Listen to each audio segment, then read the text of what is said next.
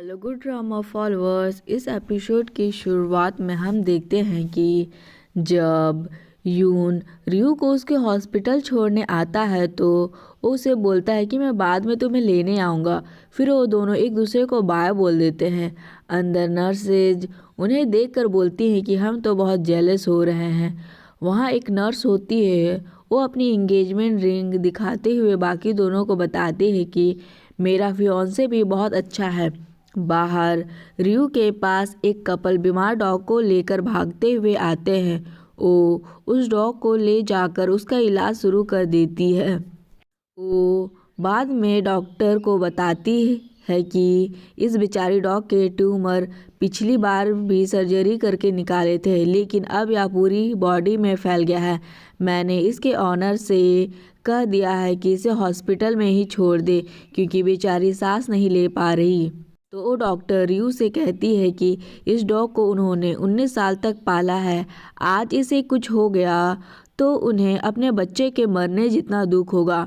दूसरी तरफ कोई अनजान आदमी एक पेट हाउस में जाकर एक डॉग को अडॉप्ट कर लेता है, मगर उसका चेहरा नहीं दिखाया जाता। यहाँ जब जू की मॉम अपने गार्डन में पानी डाल रही थी तो उन्हें घर की दीवार पर एक फ्लावर पॉट नज़र आता है। वो सोचती है कि आज इतने अरसे बाद यहाँ कौन आके यह रख गया।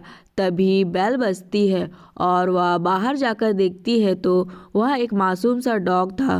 वो डॉग को प्यार करते हुए पूछती है कि तुम्हें यहाँ कौन लेकर आया।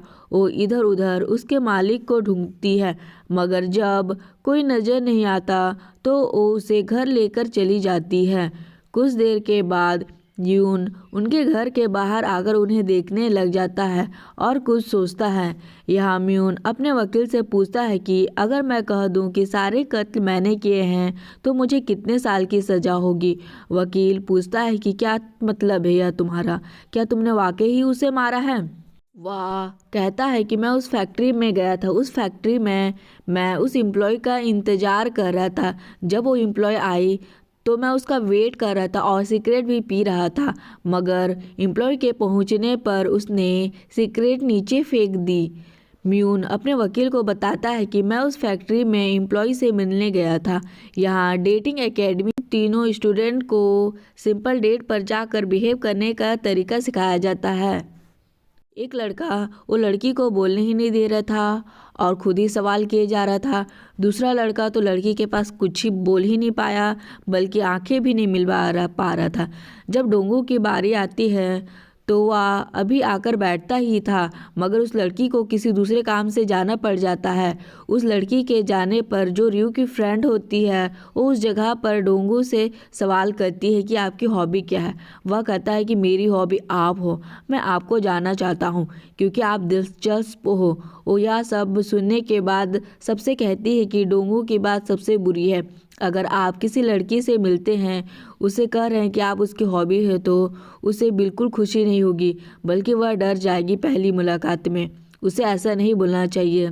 तो वह लड़का पूछता है कि अगर यही बात कोई सेलिब्रिटी किसी लड़की से पहली मुलाकात में कहे तो रियू की फ्रेंड मुस्कुराते हुए कहती है कि फिर मैं शर्मा जाऊंगी, लेकिन बात यह है कि आप लोग कोई सेलिब्रिटी नहीं हैं। यह सुनकर वह तीनों नाराज होकर पूछते हैं कि हमारे साथ यह नाइंसाफ़ी क्यों।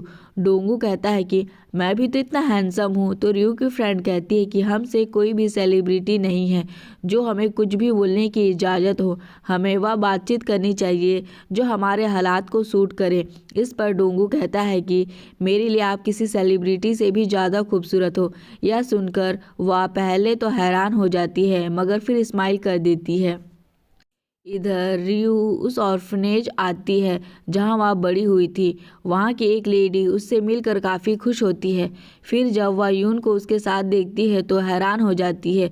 रियू के पूछने पर यून बताता है कि मैं पहले भी जाही के साथ यहाँ आया हुआ हूँ। तभी ऑर्फनेज के बच्चे आकर रियू से मिलने लग जाते हैं और पूछते हैं कि क्या आप हमारे लिए गिफ्ट लाई हो। वो अपनी कार की डिग्गी खोलकर सब बच्चों को उसके गिफ्ट ले जाने को कहती है। जब वो सब गिफ्ट ले रहे थे तो ऑफिसर उन पर नज़र कर रहा था। वो उन्हें दूर से देख रहा था। बाद में वो दोनों उन बच्चों के साथ गेम्स भी खेलते हैं जिससे सबके चेहरे पर खुशी आ जाती है। बाद में यून और रयू साथ में मिलकर अपने पैरों से कपड़े धो रहे होते हैं। वो दोनों ऐसा करते हुए हंस रहे होते हैं और उनमें रोमांस भी चल रहा था। फिर कपड़े सुखाते हुए वो उसे अपने पास खींचकर गले लगा लेता है और दोनों को काफ़ी खुशी होती है। ऑफिसर अपनी कार में बैठा उन दोनों को कब से देख रहा था।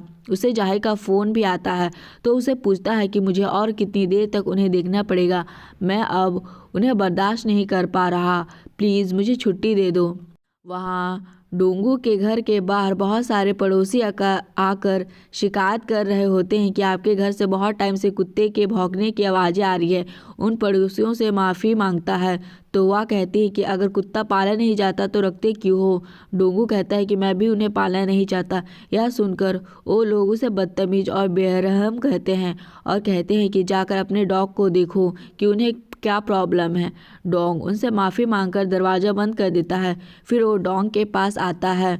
वो उससे डर जाता है तो डोंगू कहता है कि मैं तुमसे कहा था कि अपना मुंह बंद रखो। या बोलकर वो उसका मुंह बंद करने लग जाता है। तभी उसे पैरी के कमरे से आवाज़ आती है। वो भी अपना फ़ोन लेने की कोशिश कर रहा था। डोंगू के आने पर वो उसे कहता है कि सिर्फ मुझे बाथरूम यूज़ करने के लिए खोल दो। तो डोंगू कहता है कि उसके लिए तुम्हें पोर्ट दिया है ना, इसी का यूज़ करो। पैरी कहता है कि अच्छा ठीक है, मैं तुमसे अपने किए की माफ़ी मांगता हूँ, अब तुम मुझे आज़ाद कर दो। वो स्माइल करते हुए आगे बढ़ता है और कहता है कि जिस लम्हे तुमने मुझे मेरे कमरे में बांधा था हमारी दोस्ती उसी पल ख़त्म हो गई थी। यह बोलकर वो वहाँ से चला जाता है और पैरी बहुत ज़्यादा परेशान हो जाता है। इधर रयू की फ्रेंड अपने घर से लाइव स्ट्रीम करते हुए एक लड़के को उसकी प्रॉब्लम का हल बता रही होती है। अगर कोई लड़की जानते हुए भी आप उसे लाइक करते हैं, आपको डेट नहीं करती और उम्मीद भी दिला कर रखती है तो आपको उसे छोड़ देना चाहिए, नहीं तो आपको भी अपना टाइम उन पर जाया नहीं करना चाहिए। अब आप उसे सीधे सीधे अपने दिल की बात कर दें। अगर वह हाँ बोलती है तो आपको प्रॉब्लम हल हो जाएगी और अगर ना करती है तो भी आपकी प्रॉब्लम हल हो जाएगी। यह बोलते हुए वो डोंगू को याद करती है जिसने बिना डरे अचानक उसे प्रपोज कर दिया था। उसे याद करके वह बोलती है कि आप उस लड़की से बिना डरे सब कुछ कह देना, फिर उसे समझ आ जाएगी कि आप सीरियस हैं। यह सब कहने के बाद वह डोंगू के बारे में ही सोचने लग जाती है कि उसने भी बेधड़क होकर मुझसे यह कह दिया था जो अब मैं भूल नहीं पा रही। उसने कहा था कि उसने कभी किसी को डेट नहीं किया, लेकिन अब लगता है कि वह शायद मंजा हुआ खिलाड़ी है। दूसरी तरफ यून ऑर्फनेज के स्टोर रूम में टब रखने आता है तो उसे एक पुराना जला हुआ पेपर मिलता है जिस पर 7 गुनाहों के नाम लिखे थे जो बच्चों को कभी नहीं करने चाहिए। उस पेपर को देखकर यून समझ गया था कि उस किलर का इसी ऑर्फनेज से कोई ताल्लुक है और यहीं से उसने औरतों को गुनाहों की सज़ा देना सीखा। इधर म्यून पुलिस को अपना बयान लिखवा देता है कि यूनसी को मैंने ही मारा। उधर ऑर्फनेज वाली लेडी रियू को बता रही होती है कि यून 1994 में यहाँ आने वाले पुलिस ऑफिसर की तरह लगता है। आज पता चला कि वो यून के डैड थे। वैसे तुम क्या उस लड़के के साथ रिलेशनशिप में हो?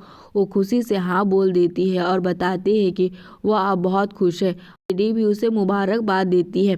तभी यून वो पेपर लेकर आता है और उस लेडी को दिखाता है और पूछता है कि यह क्या है। यह देखकर वह अपसेट हो जाती है और फिर बताती है कि 1993 में लापता होने वाली ऑर्फनेज की डायरेक्टर यहाँ आग लगने के बाद वह कहीं गायब हो गई।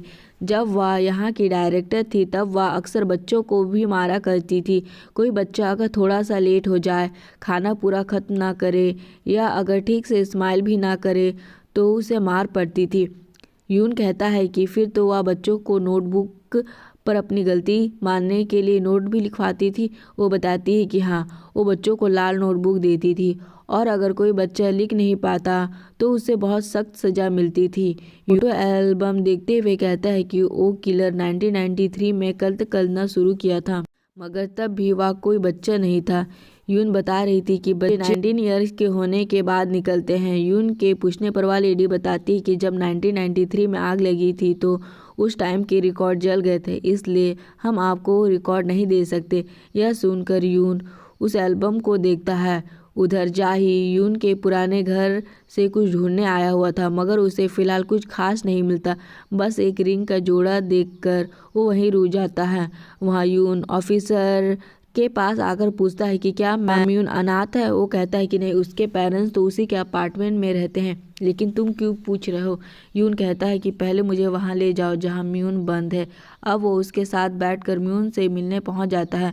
यून आकर म्यून से सवाल करता है कि क्या वाकई ही तुमने यूनसी को मारा है। अगर तुम किसी और का इल्ज़ाम अपने सर पर ले रहे हो तो असली कातिल यूं ही आज़ाद घूमता रहेगा। हमें प्लीज़ सच बता दो। यहाँ वो अजनबी आदमी दिखाया जाता है जो एक डॉग को उठाकर इधर उधर घूम रहा था। रास्ते में बच्ची और बड़े उस डॉग की तारीफ कर रहे थे और उसे प्यार भी कर रहे थे। यून इधर म्यून से कहता है कि अभी वह आखिरी कत्ल भी करेगा, तो म्यून कहता है कि नहीं, वह अब कत्ल नहीं करेगा क्योंकि मैं जेल में हूँ।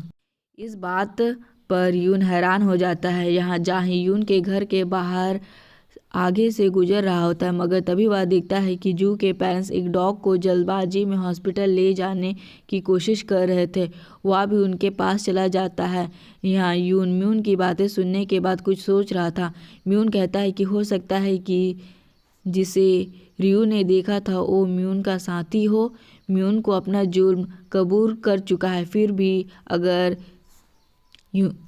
अगर किसी और का इल्ज़ाम अपने सर पर ले रहा है तो उसकी वजह क्या हो सकती है।